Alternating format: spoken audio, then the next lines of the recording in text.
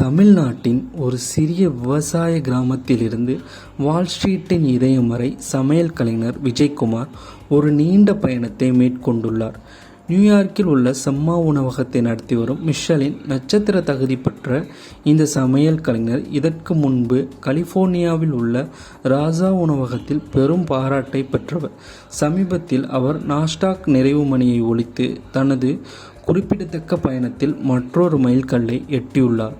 செம்மா உணவகத்தில் விஜய் தனது தமிழ்நாட்டின் கிராமப்புற குழந்தை பருவத்தால் ஈர்க்கப்பட்ட தனித்துவமான பாரம்பரிய உணவுகளை பரிமாறி உண்மையான தென்னிந்திய சமையலை உலகளாவிய பார்வையாளர்களுக்கு அறிமுகப்படுத்தியுள்ளார்.